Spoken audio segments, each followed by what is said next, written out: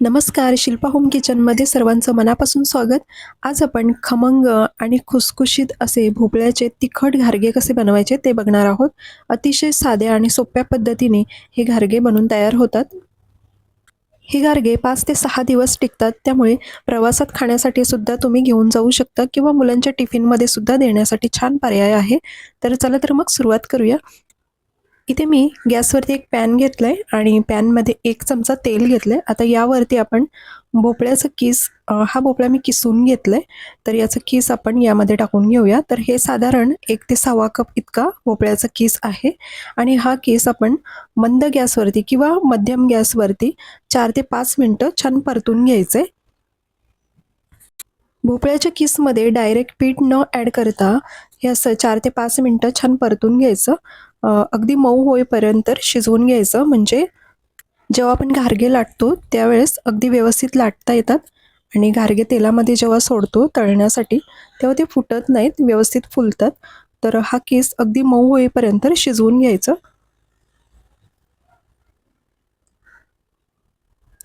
तर बघू शकता साधारण 4 ते 5 मिनिटं झालेले आहेत आणि हा किस अगदी मऊ झालेला आहे. तर हे थंड करण्यासाठी बाजूला ठेवून देऊया.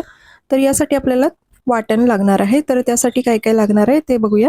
तर इथे मी 4 ते 5 हिरव्या मिरच्या, 3 ते 4 लसणीच्या पाकळ्या, अर्धा चमचा जिरं आणि थोडंसं आलं घेतले. आता हे सगळं मिक्सरच्या भांड्यामध्ये काढून घेऊया आणि हे मिक्सरला आपण अगदी जाडसर असं वाटून घ्यायचं आहे. तर हिरव्या मिरचीचं प्रमाण तुम्ही कमी जास्त करू शकता.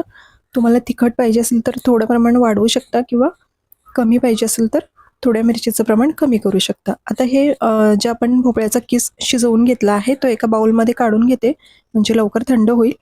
आणि हे थंड झालं की आपण यामध्ये पीठ ॲड करणार आहोत. तर त्याआधी आपण हे वाटून घेतलेलं वाटण ते सगळं यामध्ये काढून घेऊया.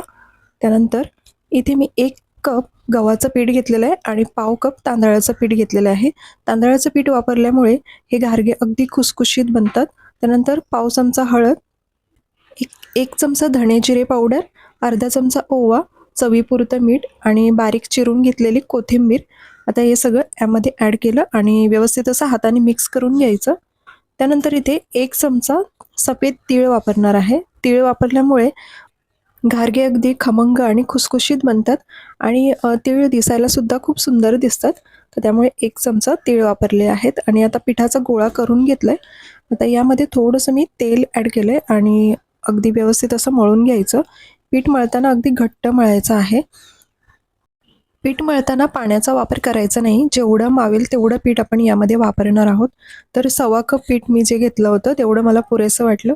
जर का पिठाची गरज वाटली तर गव्हाचं पीठ थोडं घेऊ शकता. तर आता हे पीठ 5 ते 10 मिनिटं झाकून ठेवायचं आणि नंतर आपण हे घारगे लाटायला घेणार आहोत. तर मी इथे पिठाचे 4 गोळे करून घेतलेत मोठे आणि आता ही मोठीच चपाती मी लाटून घेत आहे. तर थोडीशी जाडसर, खूप जास्त पातळ अशी चपाती लाटायची नाही, बघू शकता तुम्ही. आणि आता एखाद्या वाटीने किंवा डब्याच्या झाकणाने हे घारगे मी एकाच साईजचे असे कट करून घेणार आहे किंवा तुम्ही पिठाचे छोटे गोळे घेऊन एक एक घारगासुद्धा लाटू शकता. तर हे झालेलं आहे. आता मी एका प्लेटमध्ये हे घारगे सगळे काढून घेते. तर ह्या अशा पद्धतीने केल्यामुळे एकाच साईजचे आपले घारगे हे तयार होतील. तर यासाठी मी या पद्धतीने करत आहे. तर सारख्याच पद्धतीने मी सगळे असे घारगे तयार करून घेते. अगदी सोपी पद्धत आहे आणि खूप चविष्ट असे हे घारगे आपले तयार होतात. जवळपास 5 ते 6 दिवस हे घारगे टिकतात, त्यामुळे तुम्ही प्रवासामध्ये पण नेऊ शकता किंवा मुलांच्या टिफिनमध्ये सुद्धा हे देऊ शकता तुम्ही. तर तुम्ही सुद्धा नक्की बनवून बघा. आणि आता हे सगळे घारगे मी तयार करून घेतलेले आहेत. आता गॅसवरती कढईमध्ये तेल तापण्यासाठी ठेवलेलं आहे. तर तेल छान तापलेलं आहे आणि गॅस मध्यम ठेवायचा. मध्यम गॅसवरती आपल्याला हे सगळे घारगे तळून घ्यायचे आहेत.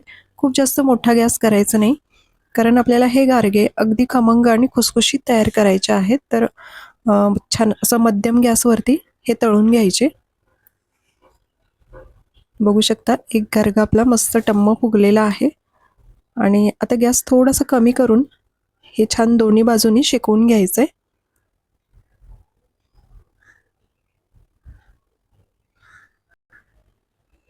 हलका रंग बदलेपर्यंत हा घारगा छान तळून घ्यायचा आणि बघू शकता खूप सुंदर असा रंग आलेला आहे. आता हे काढून घेते आणि दुसरा सुद्धा घारगा मी तळून घेते. तर गॅस खूप मोठा करायचा नाही, मध्यम गॅसवरती हे आपल्याला सगळे घारगे असे तळून घ्यायचे आहेत. आणि खूप जास्त कमी गॅस ठेवला तर जास्त तेलकट होण्याची शक्यता असते. जास्त तेल खेचून घेतात हे घारगे. तर त्यामुळे मध्यम गॅसवरती हे छान असे खमंग घारगे आपल्याला तळून घ्यायचे आहेत. तर हा सुद्धा घारगा आपला तयार झालेला आहे. आता सारख्याच पद्धतीने मी सगळे घारगे असे तळून घेते. तर आजची रेसिपी तुम्हाला कशी वाटली हे कमेंट्समध्ये नक्की सांगा आणि जरूर ट्राय करून बघा आणि ट्राय करून झाल्यावरती तुमचे अनुभव कमेंट्समध्ये नक्की शेअर करा. आणि तुम्ही बघू शकता सगळे घारगे असे मस्त फुललेले आहेत आणि तयार झालेले आहेत आपले सगळे घारगे. रेसिपी आवडली तर व्हिडिओला एक लाईक नक्की करा आणि चॅनलला अजून सबस्क्राईब केलं नसेल तर लगेचच चॅनलला सबस्क्राईब करा अशा छान छान रेसिपी पाहण्यासाठी. आणि एक घारगा मी तुम्हाला तोडून दाखवते. बघू शकता आतमधून मस्त छान फुललेलं आहे आणि खुसखुशीत असे हे झालेले आहेत सगळे घारगे. तर तुम्ही सुद्धा नक्की ट्राय करून बघा. पुन्हा भेटू अशाच एका नवीन रेसिपीसोबत. थँक्यू.